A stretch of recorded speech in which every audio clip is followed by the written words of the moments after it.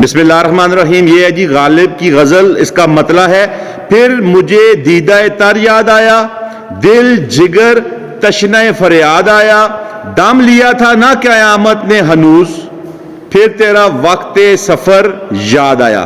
سب سے پہلے اس کے مشکل الفاظ کو دیکھ لیتے ہیں. دیدہ تر کہتے ہیں نم آنکھیں، یعنی آنسوؤں سے بھری ہوئی آنکھیں. جگر کہتی ہیں کلیجے کو، اور اس کے مجازی معنی وہ ہوں گے میرا محبوب. جگر تشنا بہت زیادہ پیاس.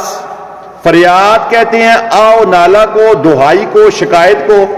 دم لینا کہتے ہیں سانس لینے کو، ٹھہرنے کو، سکون لینے کو. ہنوز کہتے ہیں ابھی کو یا اب تک کو. راہ گزر کہتے ہیں راستہ یعنی گزرنے کی جگہ کو. وقت سفر کہتے ہیں سفر کا وقت. اب اس کی تشریح کچھ اس طرح ہوگی کہ شاعر کہتا ہے کہ مجھے اپنے آنسوؤں سے بھری آنکھیں یاد آنے لگیں، تو اس کا نتیجہ کیا نکلا کہ میرا دل اور میرا جگر پھر فریاد کرنے لگ پڑا.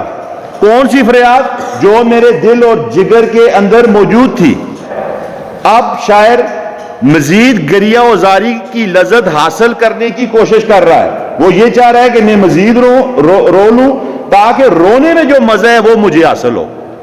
رونے میں بھی ایک مزہ ہے، وہ کہتے ہیں وہ مجھے حاصل ہو. رونے میں کیا مزہ ہے کہ آپ کے دل کو اطمینان مل جاتا ہے، دل کو سکون مل جاتا ہے، دل کا بوجھ ہلکا ہو جاتا ہے. یہ رونے کا مزہ ہے. ایک تو وہ یہ مزہ لینا چاہ رہا ہے، لیکن اسی شعر کا دوسرا مطلب یا دوسرا مفہوم یا دوسری تشریح اس طرح بھی ہو سکتی ہے.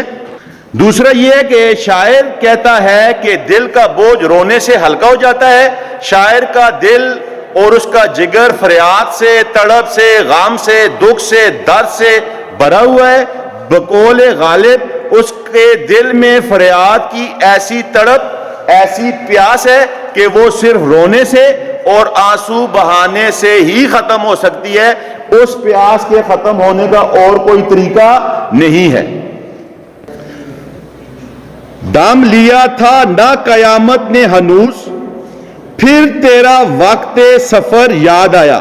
اس شعر میں شاعر یعنی کہ غالب کہتا ہے ابھی سانس بھی نہ لی تھی، ابھی دم بھی نہ لیا تھا، ابھی رکا بھی نہ تھا کہ ایک اور قیامت آ گئی، ایک اور مصیبت آ گئی، ایک اور امتحان آ گیا، ایک اور دکھ آ گیا، ایک اور درد آ گیا. کیا؟ میرا دوست رخصت ہو رہا ہے، میرا دوست میرا محبوب مجھ سے جا رہا ہے. میرے لیے یہ کسی قیامت سے کم نہیں کہ وہ مجھ سے جدا ہو. پہلی تو یہ تھی کہ وہ مجھ سے جدا ہوا تھا، پھر ہم ملے. اب جو ہی میں تھوڑا سا سلجھا، تھوڑا سا میں نے سکون پایا کہ میرا دوست میرے پاس آ چکا ہے، تو اوپر سے ایک نئی قیامت آ گئی، ایک نئی افتاد آ گئی، ایک نیا مسئلہ آ گیا.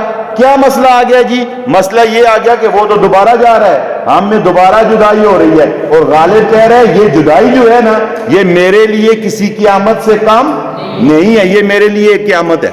امید ہے کہ آپ کو کچھ نہ کچھ سمجھ آ گئی ہوگی. 2 اشعار ہیں، باقی انشاءاللہ کل اللہ پاک آپ کا میرا ہم سب کا حامی و ناصر ہو. اپنی دعا میں یاد رکھیے گا. والسلام.